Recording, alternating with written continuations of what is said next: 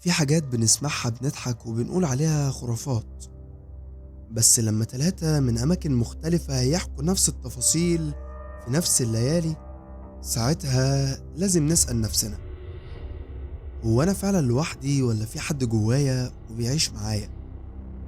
أنا عفروتو، ودي الحلقة التالتة من ملف القرين، والنهاردة هنسمع 3 حكايات كل واحدة أغرب من التانية.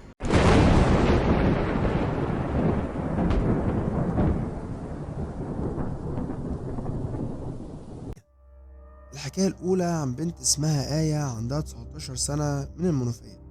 من وهي صغيرة مش بتحب تبص في المراية كتير، دايما كانت تحس إن في حاجة بتضايقها، لحد ما في ليلة بعد الساعة 2 كانت قاعدة في أوضتها والنور مطفي، بس تليفونها كان بينور في وشها والمراية وراها. وهي بتقلب في التليفون حست كأن في حد بيبص عليها من ورا. لفت وشها بسرعة للمراية، لقت انعكاسها عادي خالص، بس كان جسمها مش بيتحرك زيها. هي كانت عمالة تتحرك بس انعكاسها في المراية كان ثابت. ولما ركزت قوي لقت انعكاسها بيضحك لها ضحكة خبيثة. من ساعتها وكل مرة تبص في المراية تحس إن ملامح وشها مش مريحة، كأن اللي بيبص لها من المراية اللي هو انعكاسها حد تاني مش هي. المهم إن أمها خافت عليها وراحت بيها للشيخ. المهم إن الشيخ قال لهم إن دي مش ملبوسة، ده قارنها بس بيحاول يسيطر عليها. ودي كانت الحكاية الأولى. الحكاية التانية لبنت اسمها سمر، عندها 27 سنة، من طنطا. البنت دي بكل بساطة هي مش مرتبطة ولا قادرة حتى ترتبط، وحرفيا كل مرة حد بيتقدم لها بيحصل مصيبة، إما إن حد يختفي أو يحصل خناقة لحاجة غريبة يعني، أو هي نفسها تتعب مرة واحدة. دايما بتحكي إن وهي نايمة بتحس إن في حد بيحضنها، وبتسمع صوت في ودنها بيناديها باسمها، وفي حنية غريبة شوية. قالت لصاحبتها في مرة: أنا حاسة إن في حد بيحبني بس أنا مش بشوفه.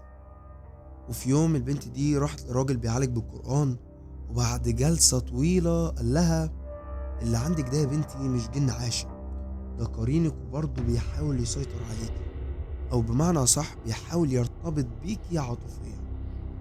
ومن وقتها كل ما تحاول تسمع قرآن بتحس بخنقة غريبة، بتحلم إن حد بيحضنها بس دايما وشه في الحلم مش باين. الشيخ قال لها بالنص: ده مش جن، ده عبارة عن قرينك وبيحاول يمتلك جسمك شوية بشوية. ودي كانت الحكاية التانية. الحكاية التالتة لواحد اسمه محمد، 33 سنة، من شبرا. بيقول إن طول عمره بيسمع صوت في دماغه، صوت بيقوله إن هو يعمل حاجات بسيطة في الأول، يخبي حاجة، يعاند، يتخانق مع حد، لحد ما في مرة الصوت ده قاله إنه يخبي اللعبة من أخوه الصغير. اللعبة كان فيها بطارية بايظة، أخوه لعب باللعبة وانفجرت في وشه، مات. محمد بيقول إن من يومها الصوت ده سكت خالص لمدة يومين، وبعدها رجع وكان بيضحك. حاول ينتحر مرتين، وفي عز انهياره وهو بيعيط سمع صوت بيقوله: أنا مش هسيبك، إحنا سوا لحد آخر نفس. والدته أخدته وراحوا لشيخ كبير في البلد عندهم. الشيخ قال له: اللي معاك مش مجرد قرين عادي، ده تحالف مع كيان مؤذي وهدفه الوحيد إن هو يدمرك.